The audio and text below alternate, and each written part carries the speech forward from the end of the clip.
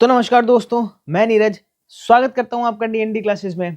और यहाँ पर अपना जो चैप्टर चल रहा है बीआरएस यानी बैंक रिकंसिलिएशन स्टेटमेंट हम कर रहे हैं। यहाँ पर अगर कोई हिंदी मीडियम का है तो वो भी ये वीडियो देख सकता है और कोई इंग्लिश मीडियम का है तो वो भी ये वीडियो देख सकता है, क्योंकि हम सॉल्यूशन डल लैंग्वेज में कर रहे हैं यहाँ पर। ठीक है ना, बड़ी आसान लैंग्वेज में यहाँ पर बोल रहे हैं। और खास बात यह है कि हम यहाँ पर जितने भी क्वेश्चन सॉल्व करते हैं ना मेरे दोस्तों, वो सारे के सारे हम ट्रिक से सॉल्व करते हैं। यानी ये जो क्वेश्चन नंबर 9 है टीएस ग्रेवाल बुक का, ये क्वेश्चन नंबर 9 भी हम किससे करेंगे? ट्रिक से सॉल्व करेंगे। हमारे को कोई बुक की जरूरत नहीं है, किसी चीज की जरूरत नहीं है, हम यूं ही कर लेंगे इसको चुटकियों में सॉल्व। अगर आपको ट्रिक आती है तो बढ़िया है।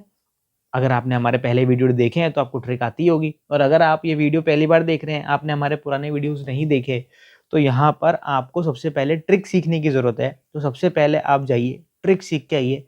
लिंक आपको डिस्क्रिप्शन में मिल जाएगा ट्रिक वाले वीडियो का, उस वो सीखिए, उसके बाद यहाँ आइए, तब ये क्वेश्चन कर पाएंगे, वरना ये क्वेश्चन आप नहीं कर पाएंगे। और जिसको ट्रिक आती है वो आ जाओ भैया, क्वेश्चन नंबर 9 क्या कर देते हैं, शुरू कर देते हैं। तो यहाँ पर देखो क्वेश्चन नंबर 9 क्या बोल रहा है? Prepare bank reconciliation statement for the following particular on 31 July 2024। यहाँ पर पहले बोल रहा है कि बैलेंस एज पर पासबुक। चलो भैया आ ही गया। यहाँ से जो क्वेश्चन स्टार्ट हो रहे हैं ना, क्वेश्चन नंबर 9 से, वो पासबुक के अकॉर्डिंग जो हमारे को बैलेंस दे रखा है वो पासबुक का दे रखा है। तो हमें जितने भी सॉल्यूशन करने होंगे वो सब किसके अकॉर्डिंग करने होंगे? पासबुक के अकॉर्डिंग करने होंगे। तो हम यहाँ पर सबसे पहले क्या लिख देंगे? Balance as per passbook. और इसने कुछ नहीं बोला है तो हम मान लेंगे कि ये कैसा बैलेंस है? फेवरेबल बैलेंस है, पॉजिटिव बैलेंस है। तो आगे देख लेते हैं। यहाँ पर ये बोल रहा है कि 3 चेक्स। अब देखो हमने यहाँ पर पासबुक लिख दी है ना, तो यहाँ पर पासबुक लिखने का मतलब हो गया कि हम जितना भी रेक्टिफिकेशन करेंगे हमारी ट्रिक के अंदर, वो रेक्टिफिकेशन किस में करेंगे? पासबुक में करेंगे। यानी जब हम रेक्टिफिकेशन करते टाइम जब हम हाथ मूव करेंगे तो कौन सा वाला हाथ मूव करेंगे? पासबुक वाला हाथ मूव करेंगे। ठीक है ना, ध्यान रखना है इस बात को। आगे देखो क्या बोल रहा है? 3 cheques for 6,000 and 3,937 and 1,525 issue in last week of July 2024 were presented for payment to the bank in August 2024। हमने क्या करा? 3 चेक हमने क्या करे थे भैया? इशू करे थे, और वो तीनों ही चेक हमने इशू कर दिए, बट वो अभी तक बैंक में प्रेजेंट नहीं हुए पेमेंट करने के लिए। तो देखो यहाँ पर क्या होगा? यहाँ पर आपका जो एंट्री हुई है वो एंट्री किसके अंदर हो गई है? आपकी कैश बुक में एंट्री हो गई है। और कैश बुक कौन सी है? आपका राइट हैंड साइड आपका कैश बुक है और लेफ्ट हैंड साइड क्या है? आपका पासबुक है। तो देखो क्या होगा ना कि आपके क्योंकि आपने चेक इशू करा है तो आपकी कैश बुक क्या चल जाएगी भैया? नीचे नीचे चल जाएगी। कितनी अमाउंट से जाएगी? तीनों चेक इशू करने की है तो तीनों अमाउंट जोड़ के जो अमाउंट जाएगी वो कैश की क्या चल जाएगी? नीचे चल जाएगी। अब क्योंकि वो पेमेंट के लिए प्रेजेंट नहीं हुए हैं तो इसलिए पासबुक में तो एंट्री हुई नहीं, पासबुक यहीं की यहीं बनी हुई है।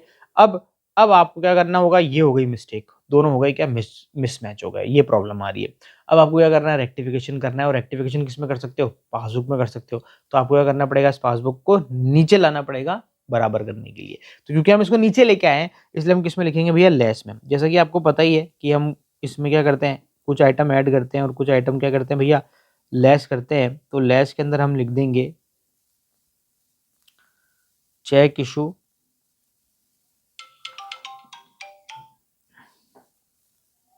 but not presented for payment. Cheque issue करा और हमने अभी तक पेमेंट के लिए प्रेजेंट उसको नहीं करे हैं। अभी तीनों चेक के साथ में सेम केस, इसलिए हम क्या करेंगे? तीनों चेक यहाँ पर जोड़ देंगे। 6,000, 6,000, 3,937 प्लस कर देंगे इसमें 1,525। तीनों को देखो अपन ऐड कर देते हैं। 6,000, 3,937 और 1,525। ठीक है, ये आ रहा है 11,462। 11,462 आपकी इसकी आ गई, टोटल आ गई। अब हम बढ़ते हैं सेकंड पॉइंट की तरफ, मतलब थर्ड पॉइंट की तरफ। ये बोल रहा है कि 2 cheques of 500 and 650 sent to the bank for collection were not entered in the passbook by 31 July 2024। अब की बार हमने चेक क्या करें? डिपॉजिट कराने के लिए भेजे। जाहिर सी बात है, हमने भेजे है तो एंट्री कौन सी बुक में हो गई होगी? कैश बुक में हो गई होगी। और क्योंकि हम चेक डिपॉजिट करा रहे हैं तो उससे हमारा बैलेंस कहाँ जाना चाहिए? ऊपर की तरफ जाएगा। तो हमारी कैश बुक क्या हो गई? ऊपर की तरफ बढ़ गई। पर क्योंकि अभी तक वो कलेक्ट नहीं हुए हैं तो पासबुक हमारी वहीं की वहीं बनी हुई है। अब ये आ गया भैया दोनों के अंदर डिफरेंस, और यही है प्रॉब्लम। अब हमारे को प्रॉब्लम को क्या करना पड़ेगा? सॉल्यूशन करना पड़ेगा। अब क्योंकि हमने ऊपर पासबुक लिखा हुआ है इसलिए हम रेक्टिफिकेशन किस में करेंगे, ये पासबुक में हम रेक्टिफिकेशन करेंगे। इसको हम कहाँ ले जाएंगे, ऊपर ले जाएंगे बराबर करने के लिए। ऊपर लेके आ रहे हैं इसका मतलब हम ऐड कर रहे हैं, तो यहाँ पर ऐड में हम लिख देंगे cheque deposit but not yet collected. कितनी अमाउंट है, दोनों को जोड़ दो, 500 और 650, 1150 आपकी अमाउंट आ गई। इसके बाद में हम बात कर लेते हैं आखिरी पॉइंट की। आखिरी पॉइंट क्या बोल रहा है, ये बोल रहा है the bank charges of 460 for its commission and allowed interest 100 which were not mentioned in the bank column of the cash book. तो देखो यहाँ पर दो अलग अलग काम हुए हैं, एक तो बैंक ने चार्जेस काटे हैं और एक बैंक ने क्या करा है, इंटरेस्ट यहाँ पर हमारा क्रेडिट करा है।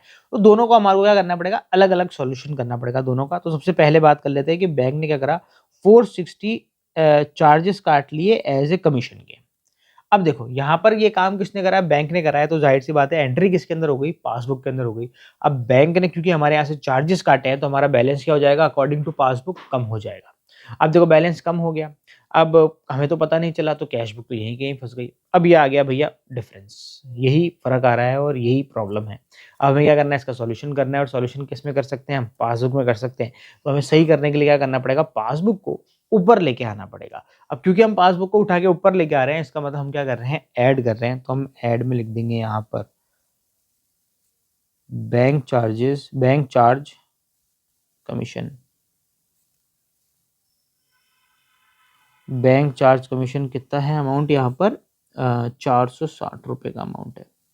आगे बढ़ते हैं, an allowed interest of 100 which were not. अब अलाउ करा है इंटरेस्ट, देखो कई बार चार्ज भी लिखा सकता है, चार्ज इंटरेस्ट। जब चार्ज इंटरेस्ट लिखा आएगा तो इसका मतलब बैंक ने क्या करा है, इंटरेस्ट आपसे काटा है। ओवरड्राफ्ट वाली सिचुएशन में ऐसा होगा कि बैंक तुम्हारे से क्या कर लेगा, इंटरेस्ट काट लेगा। पर अगर आपका पॉजिटिव बैलेंस है तो वो इंटरेस्ट आपको दे रहा है, आपको अलाउ कर रहा है। तो जब वो इंटरेस्ट आपको देगा बैंक, तो आपके बैंक अकाउंट में क्या कर देगा, अमाउंट क्रेडिट कर देगा, आपका बैलेंस क्या हो जाएगा, बढ़ जाएगा। अब क्योंकि ये काम बैंक ने करा है तो एंट्री किस में हो गई है, पासबुक में हो गई है। तो पासबुक के अकॉर्डिंग आपका बैलेंस क्या हो जाएगा मेरे दोस्तों, ऊपर चला जाएगा। अब पासबुक के अकॉर्डिंग बैलेंस ऊपर चला गया, हमें पता नहीं चला, तो हम क्या करेंगे, अब ये जो पासबुक है इसको क्या लेके आ जाएंगे, नीचे लेके आ जाएंगे। क्योंकि हम इसको नीचे लेके आ रहे हैं इसीलिए क्या करना पड़ेगा भैया, इसको माइनस करना पड़ेगा। तो यहाँ पर अपन लिख देंगे भैया बैंक क्रेडिटेड इंटरेस्ट, कितना भैया, 100। ठीक है, अब यहाँ पर अपने सभी पॉइंट्स जो हैं वो खत्म हो गए हैं। हम क्या करेंगे, अब इन पॉइंट्स को जोड़ देंगे सबको और यहाँ लिख देंगे भैया बाहर। सबसे पहले ये 1150 और 460 को ऐड करो तो ये आ जाएगा 1610।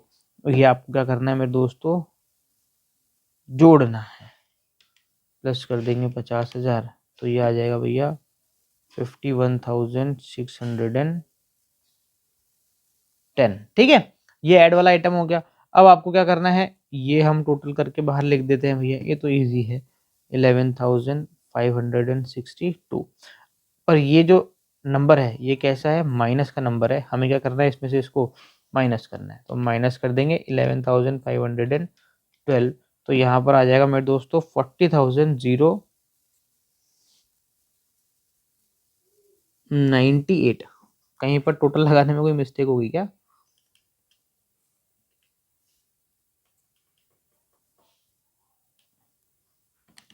6,000, 3,937, 937, 1525, 11,462 प्लस 100, ये तो सही है, माइनस 51,610, 48। हाँ मैंने शायद कैलकुलेशन में मिस्टेक कर दी थोड़ी सी, ये 98 नहीं है, ये 48 है, तो 40,048। ठीक है भैया, बिल्कुल अपना सही आंसर आ रहा है, बिल्कुल सही है, हमारा आंसर निकल चुका है। हमें क्या करना है, अब यहाँ पर लिखना है balance as per cash book, और ये यहाँ पर हमारा पूरा का पूरा क्वेश्चन क्या हो जाता है, खत्म हो जाता है। तो मेरे दोस्तों यहाँ पर हमने एक और क्वेश्चन खत्म कर दिया बैंक रिकन्सिलिएशन स्टेटमेंट का। मिलते हैं अब आपसे नेक्स्ट वीडियो के अंदर एक और नए क्वेश्चन के साथ में। जब तक के लिए मस्त रहें, स्वस्थ रहें, खाते पीते रहें। जय हिंद।